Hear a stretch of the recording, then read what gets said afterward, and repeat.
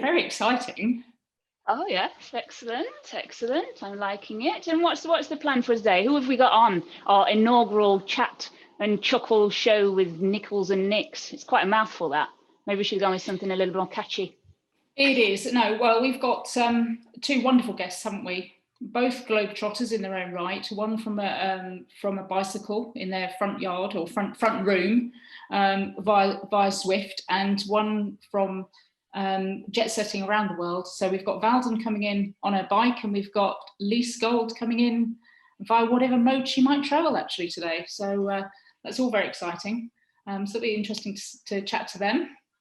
Excellent. That sounds good. Yeah, super.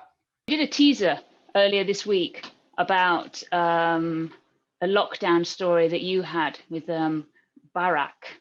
Do you want to maybe extend on that a little bit? Yeah, bless. Barack the sheep. And I don't know if anybody's come across this story before, but Barack was discovered in Australia recently. And apparently he used to be owned, but he had escaped at some point in time. And they think it might have been about 6 years ago.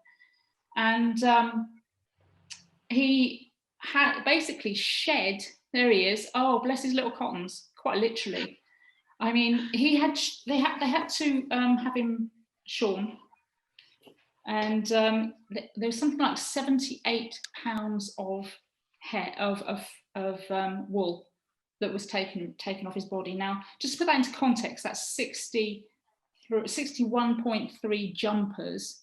And hang on, let me stop you there. A 0.3 of a jumper, is that the cuff?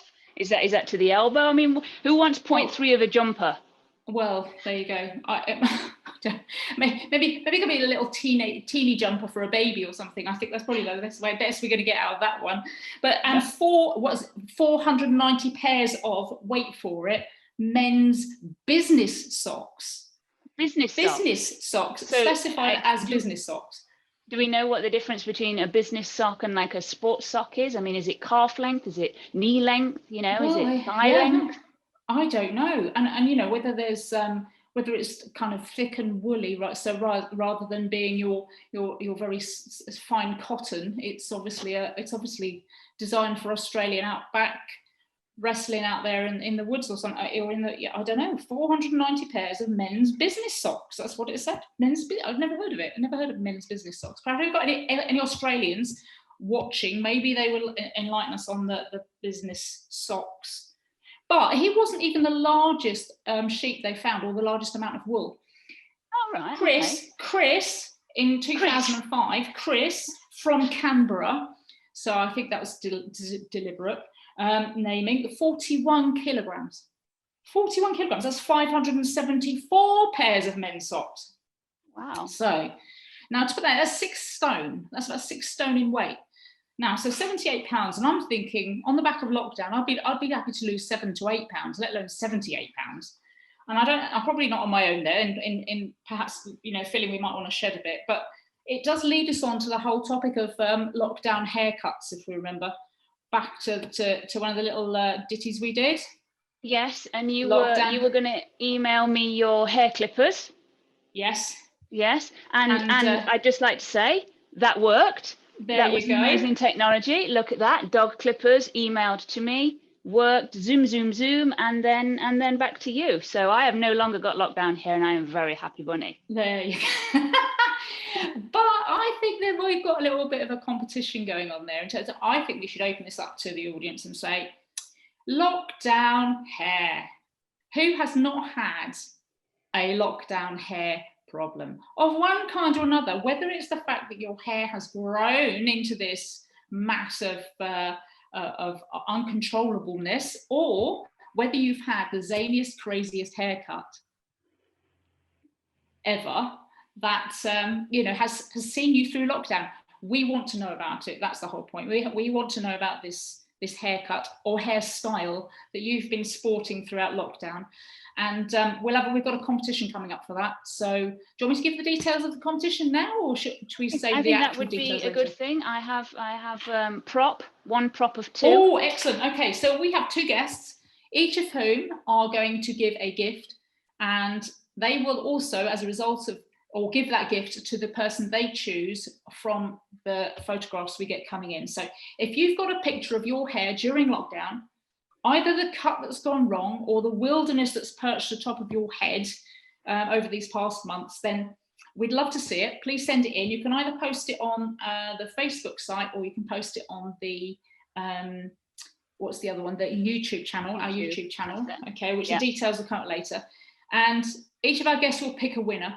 So Valden's winner will get a copy of the Les Fick Eclectic, because it's got her short story in, and she's still mid-flow. Well, she's getting towards the end of mid-flow. She's the latter ends of flow of her book. Yeah, we're in the editing stages. We're in the editing stages, so that'll be out, but it won't be out till later in this year. So to get you a nice gift right now, we will go with the eclectic book for that. And Lise Gold is also going to give a signed copy of any one of her books to a second person who is deemed to have one of the worst haircuts or hairstyles during lockdown. Now, here's the thing. I know some people might not want their faces shown on screen, and that's fine. So you can do a back cut, a side cut. And to be honest, if we can't tell whether it's front or back, you're probably going to be a winner. Do you know what when after I'd used your very fabulous emailed dog clippers and put all the stuff on the floor, I did a little dance, because it was 3 months worth of hair. I managed to get in just before lockdown, just before Christmas, but I got 3 months of hair. Now I normally go to the hairdressers to have it cut every 3 to 4 weeks. So it was 3 months of hair, and it was there on the floor. I've put it outside in the little box, so the little birdies can take it, and the squirrels, so it can be repurposed. So it's nice. It's not quite as good as having hair right down to your waist and having it cut off and given to charity for charity cancer type thing. Sorry, I couldn't do that. My charities with the birds and the squirrels outside. yeah. I'm glad you stopped at waist anyway. Yes.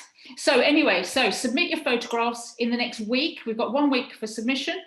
Then we'll notify everybody by the end of the second week who the winners are.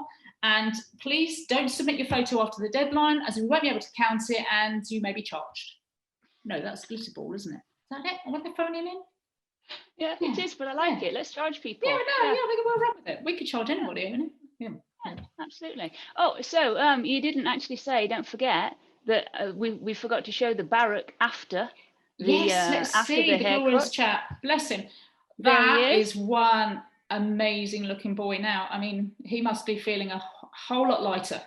I do love that they put a little jacket on him though. Yeah. He was like, "Oh, you poor little sheep, you must be cold in Australia." I'm sorry, but in the middle of summer. Yeah, absolutely. Let's put a little jacket on you. But he looked very much more handsome. And at least he was holding his head high, whereas before it was like this. He couldn't even stand up, could he? He was in a bad way, actually. He was in a bad way. So that's a great thing.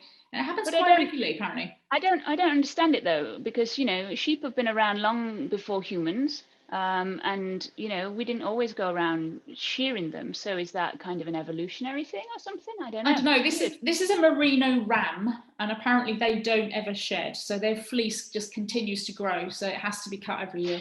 But so before humans started doing this, what did they do? Just fall over and like collapse, and that was it? Yeah. Feed me while I'm on my side. Somebody may have the answer to that, because it might be one of those that's domesticated, bred in kind of things, you see.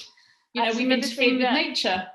Another thing that the audience can tell us. I'm sure there's somebody out there that is a sheep expert and can tell us all about. Australian and sheep. The Australians they are up right now. Yes, they are. I know there will be some listening. Yeah. So they'll have the answer. So on that note, shall we see who's in the green room? Shall we have a pink room rather than a green room? I don't know. What do you think? Not a rainbow room. No, rainbow room. There's any colour. People can choose a colour. All right then. So today, from the pink room, we have the wonderful Valden Bush. So shall we get her in and join us? Oh, let's bring Valden in. Yes, indeed. Excellent. I'm ready for her. You're ready for? Oh, very nice. Yeah, Valden, come on in, lovey. I'm ready. Are we off? We're in for a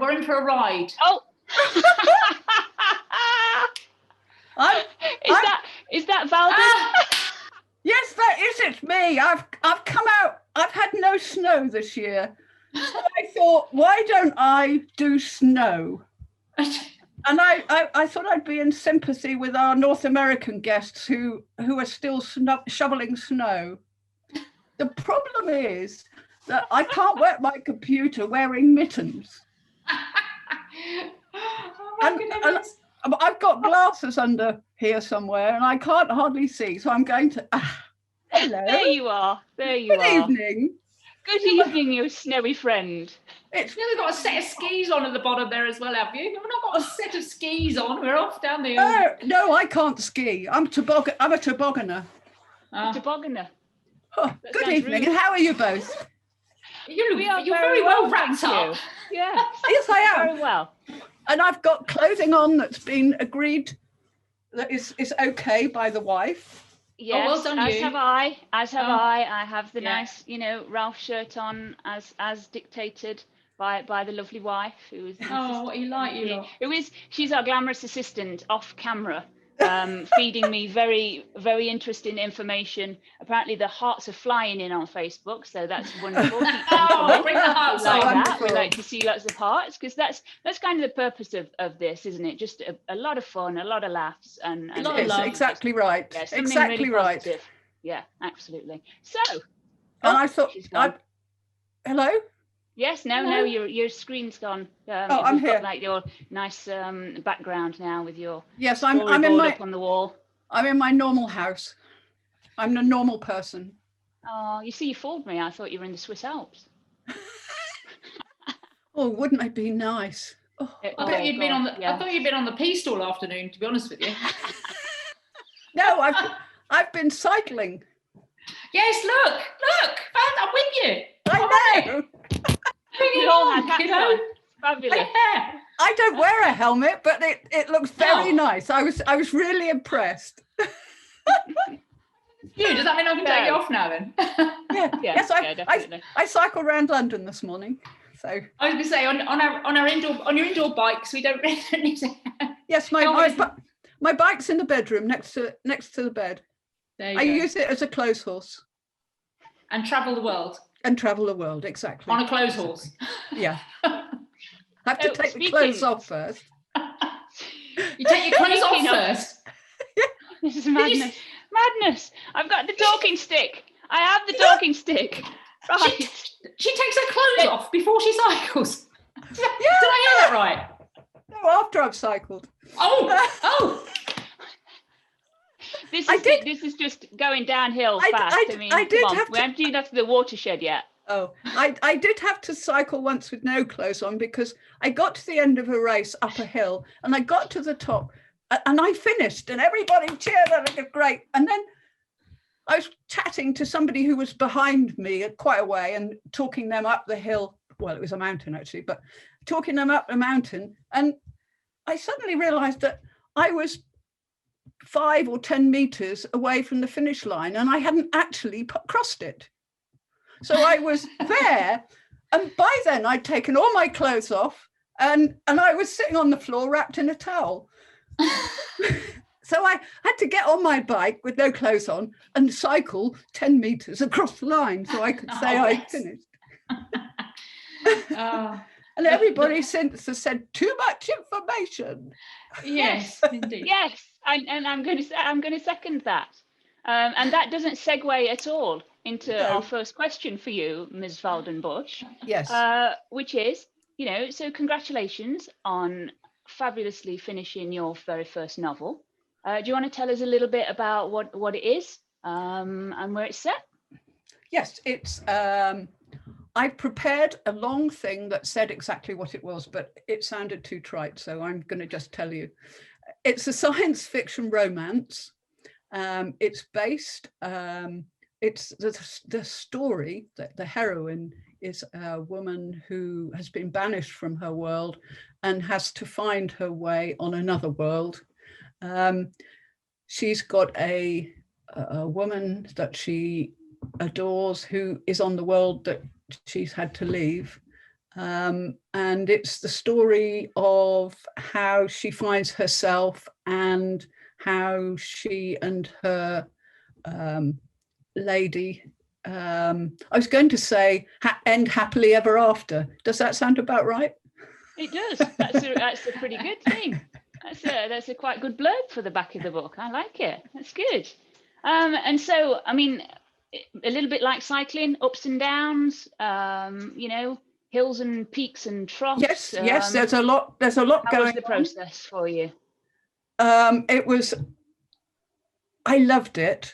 That and I think, like everybody who's probably ever written anything, there was obviously something in there trying to get out. It's hard. It's hard to stay focused, and it's hard. I find it hard to write. I'm an academic, so I can do really dry academic writing, and now I've got to write love scenes, which have given everybody a laugh of me trying to. They have. You're moist leaking. Which has given everybody a laugh about leaking buckets. I don't know what that's got to do with, but I've really struggled with and try not to write posh. I talk a bit posh, so I write a bit posh. So well, I thought you were going to say something else then, beginning with P. No. No, I haven't had any alcohol. I've got a Coke. Oh, I've got a nice glass of water. Honestly, I've got herbal tea. Actually, that's gin and tonic in here. Yeah, I was going to say mine's not really vodka at all. No. So I've been passed a question from my glamorous assistant that's just really out there from a viewer called Sue, who says, "Was the person in the pink tutu on their bike on the road you?" So have you been wearing a pink tutu and cycling around, Valden? That's what Sue wants to know. It's a burning question. Tell us, are you the pink tutu cyclist?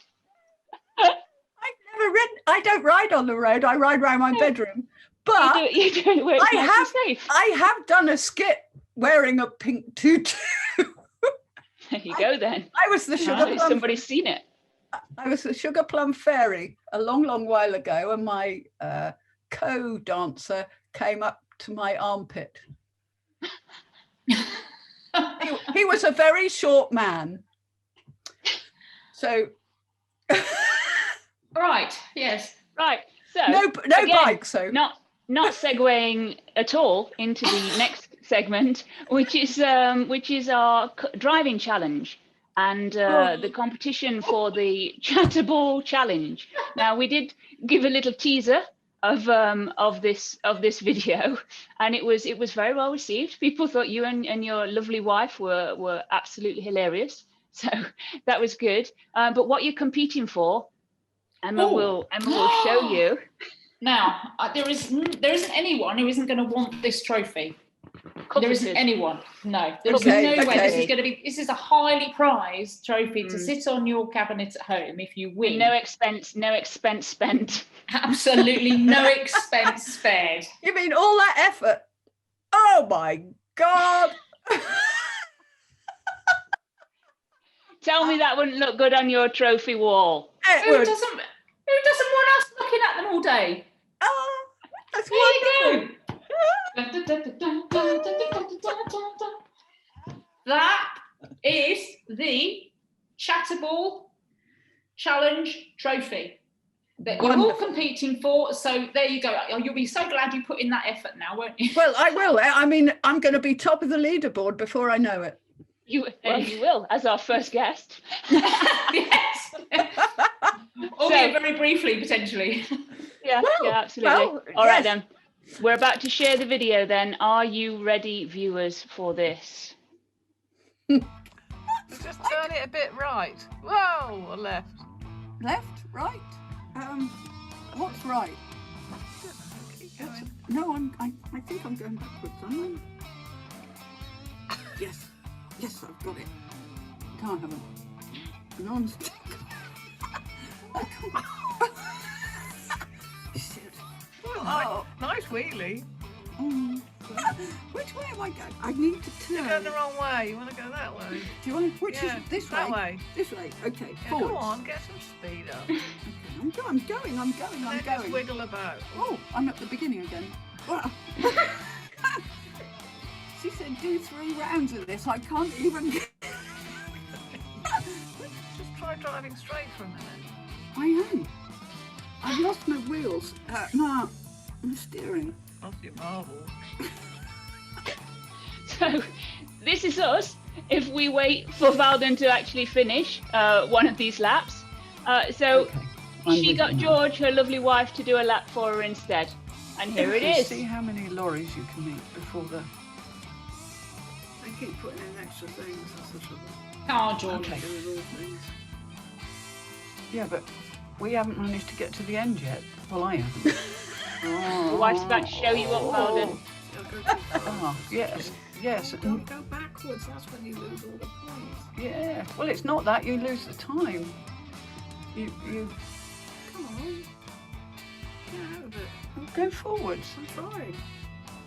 Go forwards. I love how you're telling your wife what to do when you couldn't do it. If you keep going straight without going backwards, you should get to the end. You see that it looked as if you were going straight for that car. You steered into it. Oh. That's it. You stay up this side. It'll be fine. Stay there.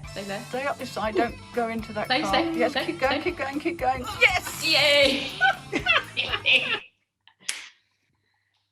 So that was fabulous. You must pass on our sincere appreciation to George for that effort. That was quite brilliant.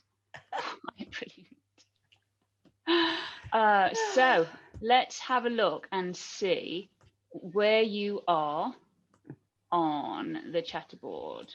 Just bear with me one moment.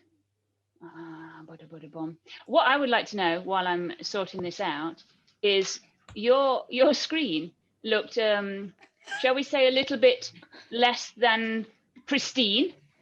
I've got an Apple MacBook, and if my MacBook looked like that, I would just be insanely like, ah! It looks like you've taken it for like a rally car drive with an open window. What is that? What that is? Because that is a mucky screen, Valden. Yes, it's also. I don't think I've ever cleaned it, so it's been out in the garden with me. It goes cycling with me. So it's quite embarrassing, really, I suppose. Well, I didn't notice until then, and then I thought it was a starry sky. Got your screensaver. Screensaver, yeah, absolutely. So this is the Chatterball leaderboard. There we go, and there you are. First, hey, top of the board. Yeah, Valden, Bush, and wife with a score of 374 with 5 seconds to go. So you might want to take a screenshot of that, Valden. Okay. Because I'm not going to go spoiler alert, but you know. I'm not going to see that again in a hurry. No. Valden, do you? I've got a real pressing question. Do you actually drive a car at all? You know, in your life? Yes. Oh, okay. Yeah. So can you give me a call when you're on the road, just so I can stay away? Yes, but we can all get off it. I decided that you guys know that I can't do left and right, so I got to do left and right. I got to do left. I got to do left and right and forwards and backwards, and well, it was hopeless. I couldn't get. There was no way I was ever going to do it. When you said, remind us what you used to do in the Navy. Did you used to actually have to march at all? And they go left, right. Yes. You were like, Yes. When I got commissioned, I was the right-hand marker, so I had to walk across the parade ground on my own, and I couldn't do it without getting my arms in a muddle. And they tried putting labels on my feet, labels on my arm, broomstick up my arm. Well, I'm glad you said arm there. It's a good job there wasn't like a delay. A broomstick on my arm. So in the end, what they did was they they said, don't move your arms at all as you set off. And then when you find you're in a rhythm, start your arms moving. And that's what I did. So there you go. So have you got any tips for cyclists then? Because that's tips for anyone on the parade square. Stay off the road when Valden's on it. That's your tip for the cyclist. Exactly. Yeah. You know, Valden, you put in a lot of miles on the bike, and yes. and I'm just starting out, and you know what? You must have had this sore bum syndrome. Yeah. How do I deal with that? How do I get past the half an hour mark? Sorry. I'm just going to interrupt 1 second with the talking stick. So Bev says you couldn't go forward. And we've got another one that says it sounds like Valden and Mrs. Valden shopping in Aldi. And somebody else, Gemma, says she feels far better about her go at that lap and game now than she's seen your effort. So go on, your tip. Yes, buy some butt cream. Any particular type of butt cream? There's all sorts. I can't remember what mine is. It's sweet smelling butt cream, and you put it on your butt shoulder.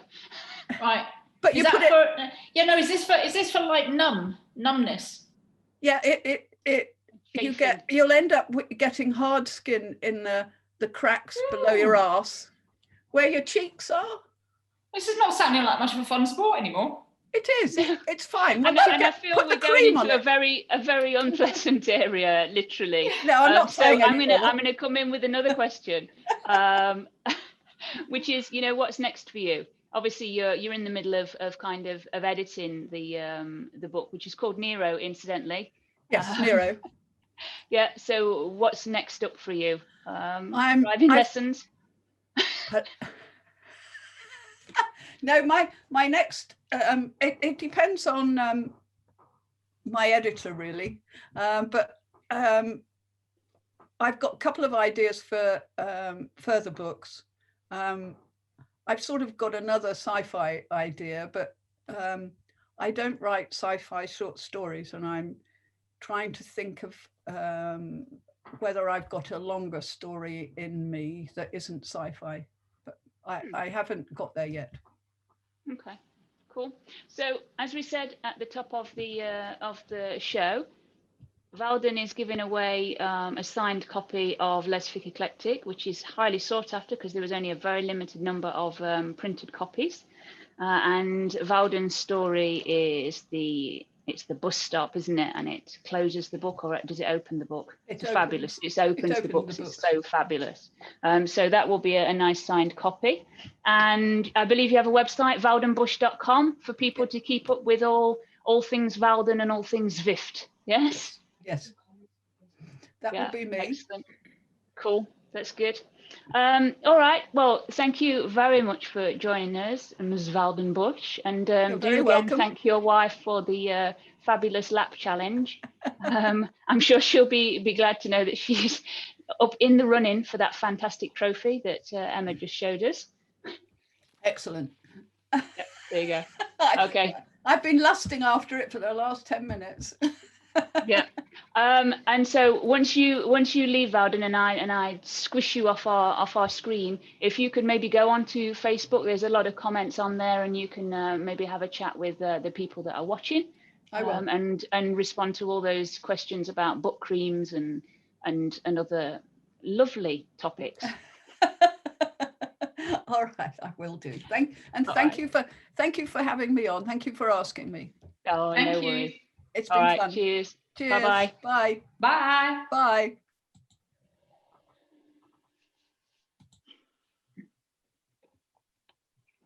Are you leaving? Yes, She's not leaving. Oh, there she is. And off you go. Yeah. Oh, brilliant. Excellent. So that was pretty good. I like that. Yeah, bless. That's fantastic. But I don't think I can do the butt cream thing. I can't. I once went cycling on a mountain bike up in the Outer Hebrides, with no shorts. You know how you get those cycling shorts with the super padded bottom that makes you look like you're wearing an adult nappy? Yes. Yeah, I hadn't got those. I just got a normal pair of shorts, and it was a 30-mile ride. Oof. It was not my butt I was worried about, I can tell you. And halfway through, the course leader swapped shorts with me so I could wear some nice, comfortable, their cycling shorts, and that was good. But no, oof. I think that's maybe the thing. I think I might need the cycling shorts. I might need the padding, the nappies. Yeah. I think only for the it's the numbness. It's just I'm cycling, happily cycling, but so I don't get there's no chaffing. I can just say that there isn't any of that. It's just more that it just go numb. I sat there for so long, and I'm just, because I suppose if you're out on the road, you kind of stand up and maybe pump your legs a bit and get a bit of circulation going. It's like when I have one of these heart monitors as well, and even that stops. I did check it and say, darling, I've died. I'm puffing my guts up, and it's telling me my heart rate's at 60. There's no way my heart rate is 160, but not 60. I have the opposite of that. So I've got the heart rate monitor, and I do the workout. So I'm doing the body combat, and I regularly hit like between 200 and 212 as my maximum heart rate, and my average heart rate tends to be at like 160 through the workout. So if I remember those days. I could fly into space apparently, because you have to be able to do 178 or 180. Again, I'm sure there's a fabulous astronaut in the audience, or somebody that's super knowledgeable on space, but I reckon it's about 178 or maybe 188 that your heart has got to be able to cope with. So I know that when the call comes, you'll be ready. I can go off into space and be an astronaut, and my heart won't explode.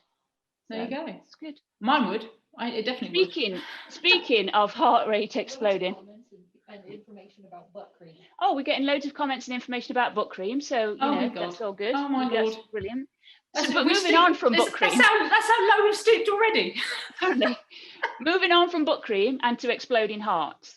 We did a teaser earlier this week about lockdown deliveries. Right. So, is this a double D? It is. So today it's nothing about your boobies. There's no need shaking your boobies about. Is that why the room's so bare? Have you got like a pole in the corner, and you're going to do as a little pole dance shortly? swing round. Yes. So I tell you, if I got up a pole, I would be in trouble. When we talk about bikes or butt cream, honestly. We just seem to be going one way. So I'm going to divert it back. So the double D night, right? Yeah. Yes. Well, it's not what you think. You see, your filthy mind goes in a place. I'd got Tony commenting saying that she knows what a double D is because she's got. Anyway, we're not going to go there. So double D night is actually donuts and Disney night, right? So it couldn't be further from the double D everybody was thinking about. It's donuts and Disney night. So on this particular night, normally we come into the scriptorium. It's a very posh name for our little writing shed.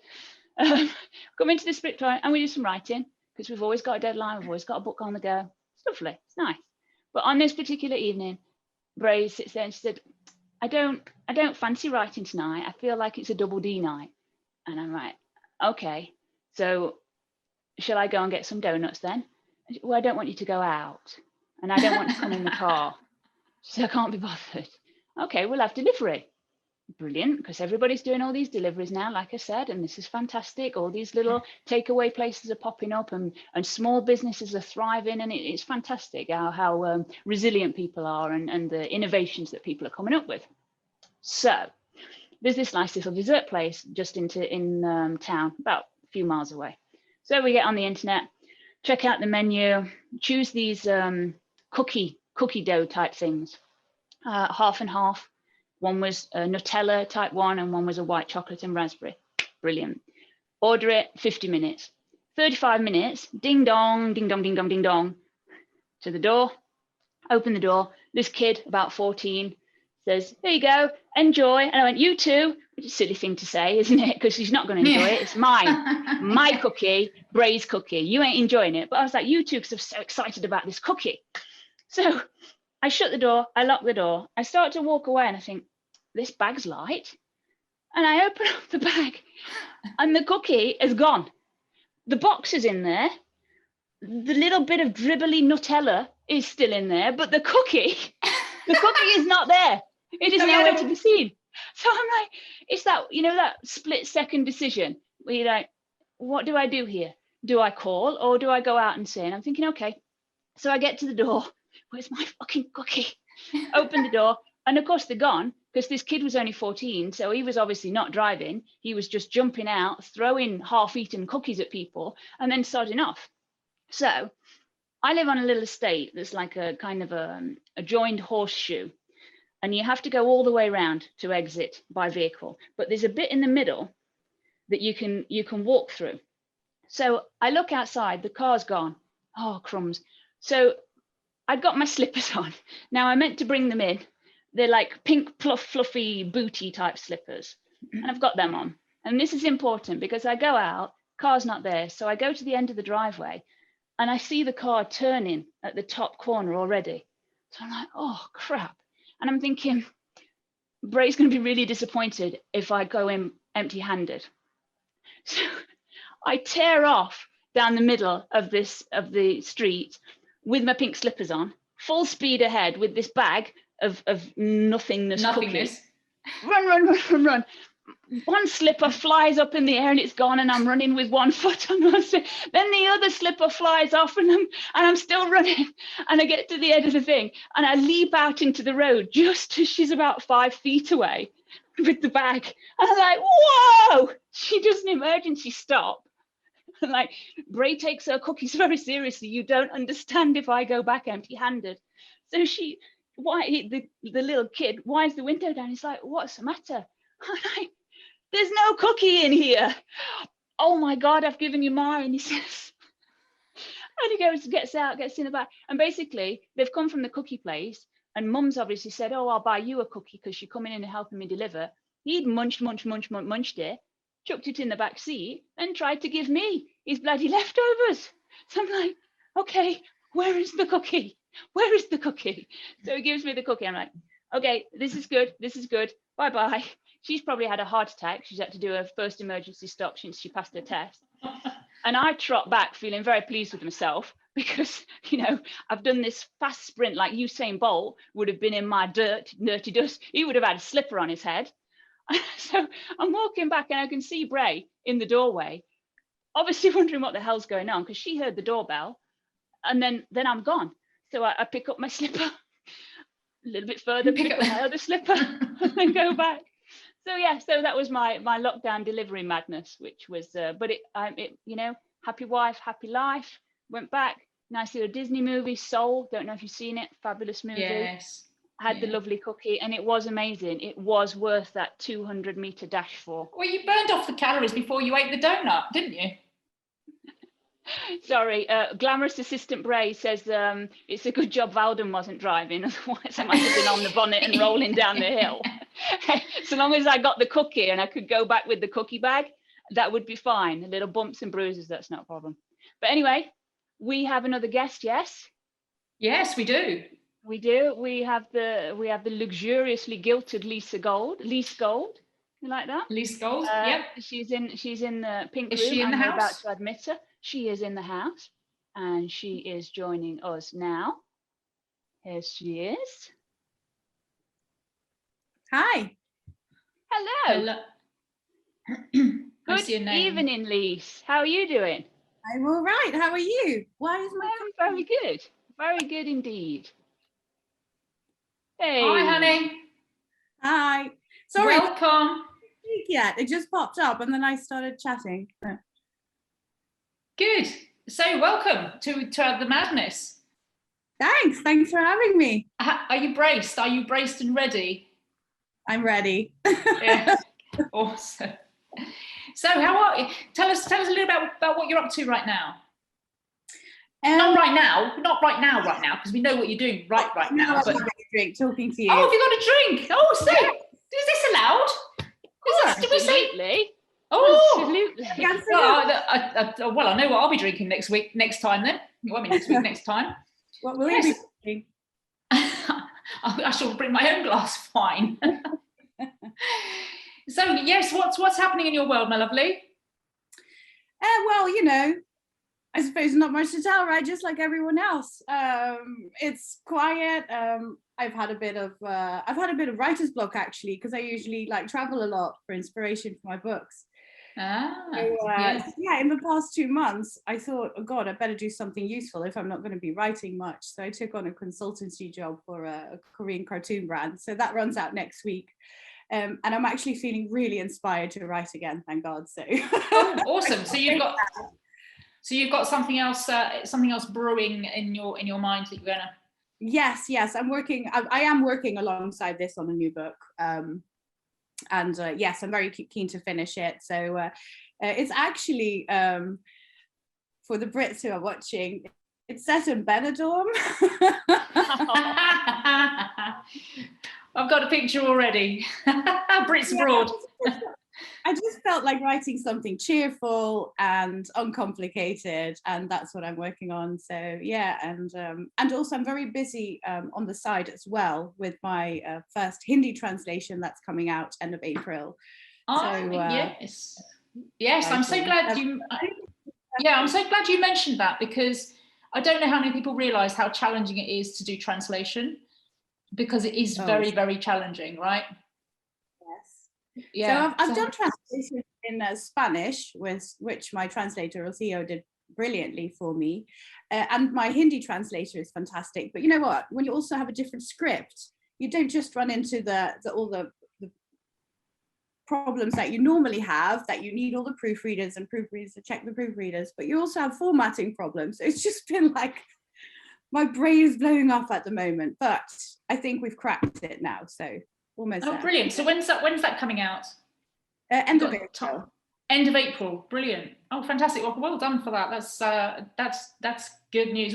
How did you choose which book to do for that? At the time when I started, which was by now, it was I think 1.5 years ago, I just picked my latest book, which was Living, or maybe it was a year ago. Yeah, it's taken about a year to translate it. It was purely because it was my latest book, but it's really exciting because it's going to be the first in its kind in Hindi. So yeah, absolutely. So you're breaking the market, breaking through the market. Yes, if I can get it to people, if I can manage to market it, then yeah. And can you market through Amazon? Because Amazon India? Difficult. Is it? Yeah. It's difficult through all channels, but we'll find a way. You will make it work. Yeah. So as you said, you've been kind of unable to travel, but you do travel a lot other than this year. So what's one of the most amazing places you've been to? Share with us. Oh gosh, what's the most? I loved Louisiana. I think that's one of my favorite places. That's where I could see myself kind of sitting on a porch, living there. What was it about Louisiana that really spoke to you? I just liked how I like the people, I like the culture, the smells, the heat, the humidity. Everything about it was just, it just all made sense together, if you know what I mean. It felt like a real place. Yeah, I really loved it. And it's just really beautiful as well. The villages and the countrysides and the swamps and everything. I loved it there. And another place that's made a real impression on me, where I obviously would never want to live, but I'm glad I went, was Brunei. And I only went there because I had a friend who lived there. Otherwise, it's not somewhere where you'd even go and visit. But that was really special too. I've never been to a place where it was so quiet, where there was no live music, no restaurants, nothing really, nothing at all. And that was, I'm glad I experienced it, but it gives you a sense of how other people live as well. Awesome. And have you been to India? No, I have not been to India. Ah. I have been wanting to go to India, but I've not yet made. I mean, in India, you know, is like any country, is vastly different depending where you go in India, of course. But I was just wondering, especially as we're coming on to something called the driving challenge. Yeah. Yeah. So I just wondered whether there was any relationship between, you know, having been in India and driving in India and the challenge. I've been in Bangkok, actually. Oh, okay. So you were familiar with the style. You were familiar. And the general traffic rule in Bangkok is the bigger your car, the more flashlights on your car, the more right of passage you have. So are they coming to get you now? Is this coming? All right. Hey, quick! Turn the lights off. They missed me. They've just driven past. Oh yeah. So is that where you got? Is that where you learned your skills for the challenge that you were about to see in a minute? I actually learned my skills from my grandfather. Ah. He was a race car driver as well. Well. Driver, and he won the TT on the Isle of Man twice as well. So. Oh wow! I've been to TT Isle of Man driving racing. Yeah, wow. I did a visit there once. Oh, yeah, wow. They drive through the actual town, don't they? Yeah, it's a dangerous one as well. Yeah. I mean, it's scary. So, speaking of scary driving, yes, I think let's take a look, shall we? Yes, definitely. Here we go. Okay, here we go. So we're going to start with your practice laps.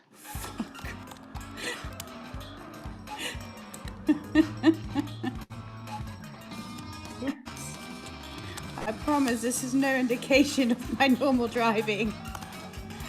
Although it's probably not far off, but... Ooh. Ooh. Which way am I going?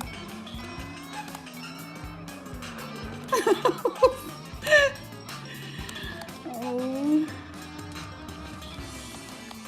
Okay, I'm on the road. I'm sort of in the middle, which is good.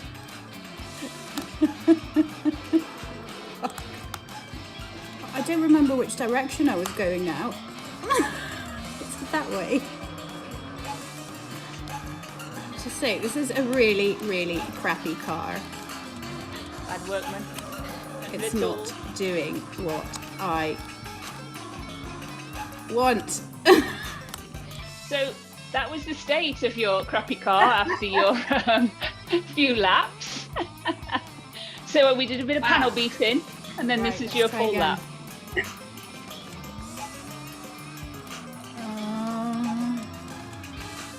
Going well so far. Fuck, this thing is so reactive! Ah!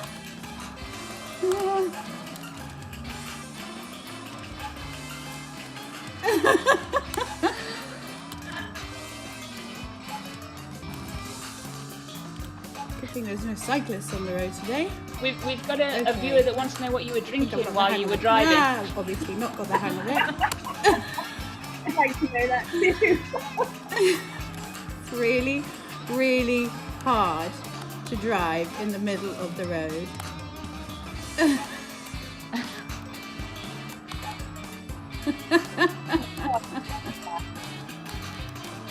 Oh no. That was great drift. Oh, lots of points for that one.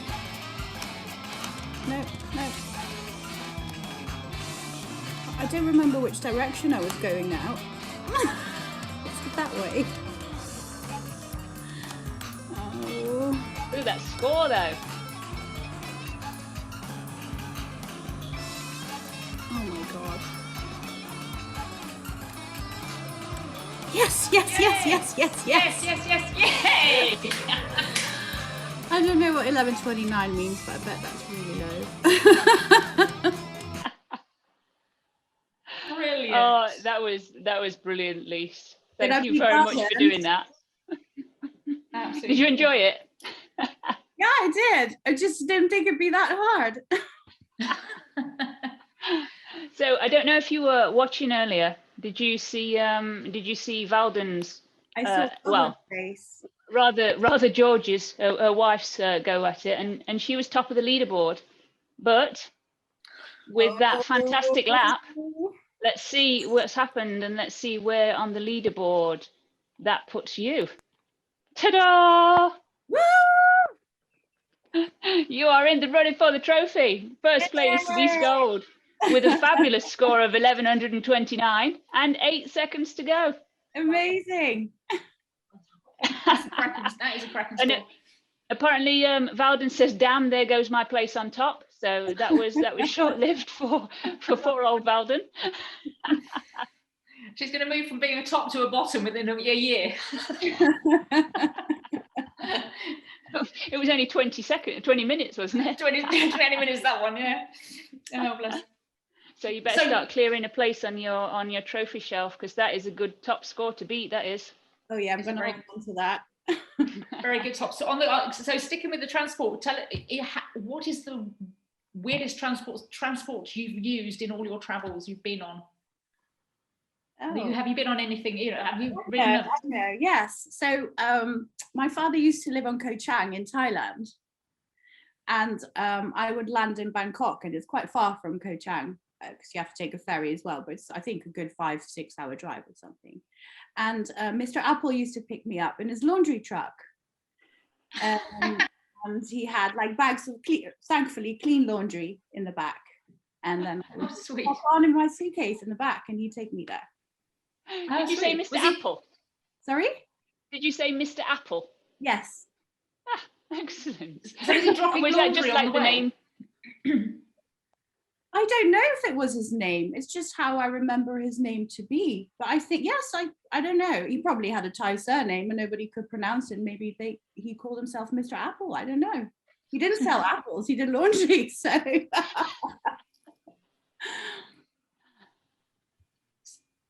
I've got one more question for you, my lovely. So most memorable experience on your travels, and have you used it in one of your books? My most memorable experience, I think, was I saw an old lady cure a cat, a very sick cat. I think she did. It looked like she'd literally cured a sick cat with her hands in front of my eyes. Wow. What was wrong with the cat? The cat looked like it was dying, and the lady looked like she was performing some kind of, I don't know, magic on him. And then he was fine, at least. Healing hands. Yeah. Mm. And where in the world was that? Funny enough, that was also in Thailand. Not like that's that made an impression on me. And I use that in Eastern Nights, one of my books. Yeah, good. Wow, fantastic. I love that. You being able to, take your experience and then translate it into a story. Yeah, it's fabulous. Sometimes I don't even realize I do it. It's happened, and then I read it back and I think, oh yeah, that happened to me. Oh, brilliant. So I've got a bit of a funny question here, and this one you might have already done. Kiss a frog or stroke a tarantula? I wouldn't have a problem with stroking a tarantula. Okay. But you've never kissed a frog? I've never kissed a frog. No. Okay, cool. So there's one for the tick list when you go off on your next set of travels. Cool. Well, I think we're getting close to time, I think. Are we not? We are, yeah. Have you got any? So Lise, you're up for giving away a copy of whichever book of the audience's choice or the winner's choice, and you'll get that signed and sent off to them. That's brilliant. That's fantastic of you. Thank you very much. Thank you for that. It takes a while, just a little bit of patience, but we'll get there.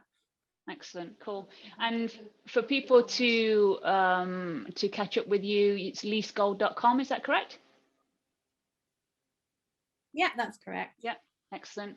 So when we eject you from the studio, if you could maybe go up on Facebook and answer some of the comments, because we've got lots of stuff going on. Apparently people have got questions for you and stuff, so if you could spend a few minutes on there, our audience would be very much appreciative, if that's okay.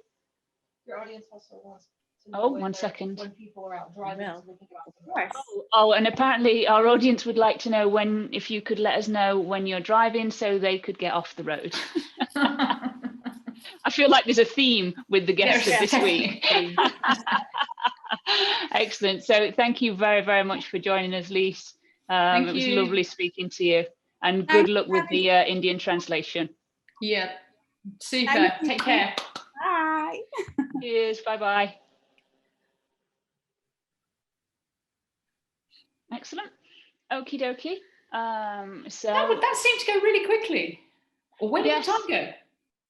I don't know. It just disappears. It's that old adage, you know, time flies when you're having fun and all of that sort of thing. There we go. There we go. Excellent. So that's good. So on that note then, next week we have got Jessica Jeffries, I believe, narrator of audiobooks, as a guest. And also, drum roll please, we have Julie Cohen joining us, don't we? Yes, so we do. That How will exciting. Be very exciting, yes. Yeah. And now I'm going to show our complete lack of preparation, which is really terrible and unprofessional. Our show will be on the last Thursday of every month. But 29th. There we go. Perfect. See. Now, this is why it's a double act. There you go. So the 29th Someone's going to come back and April. say it's not the 29th. I'm pretty sure it's the 29th because I'm pretty sure it's the 29th. Yeah. Okay. 29th of April. Brilliant. Okay. And the competition, again, send us photos of your fabulous haircuts or complete disasters. Have you been doing your hair with dog clippers like yours? I have to ask though, Em, have you done that, or has Moo done that for you? She did the one in the summer, but then she doesn't like it because it's too short. So, well, I don't care because I don't have to look at it. So actually, I just go upstairs and then just have a go at it when she's not in. And then she comes back and goes, "Oh my God, that's really short." And I go, "Really?" Funny how that happened. Oh, excellent. Every time I get the dog clippers out, Indy goes mental because she wants to have a haircut. And she lies on the floor. Do you have to sharpen the blades quite a lot? No, right. I don't know, it's a sealed system or something, but no, she lies on the floor squealing, and she'll just hound you until you shave a bit off her, and then she's fine, she'll go away. Oh. And Moo does the same, actually. Do you have any she's not listening lying around? No. Eh? Do you have any other props lying around you might want to show the audience? Oh, something for next week. Yeah. And what is that? It looks like a chock of wood. That is a block of wood, yeah. Okay. And that'll all become clear in next month, will it? Maybe. Well, probably not, no, actually. Probably take a bit longer than that. Is it just something for you to knock your head against when I send you your edits back? Yeah, this is a block of wood. And if anyone knows the stories about my wife's DIY, she is an expert, or fast becoming one. And so this is something that will materialise over the coming months, and will become a very special thing, or it will become absolute rubbish and I'll throw it away. But if it's a very special thing, it will feature in this show for a very special person. Yeah. Who ends up kind of top of the leaderboard, dare I say it. Oh, very good. But all right. There's a risk. It's a risk reward kind of scenario, because that could end up looking pretty much like it does. In which case it's about as good as that. Okay, so on that note, optimistic. On that note, I will say it's goodbye from Emma Nichols. And it's a goodbye from Robin Nix. And we hope you enjoyed it, and we look forward to you joining us next month. And don't forget to do the competition.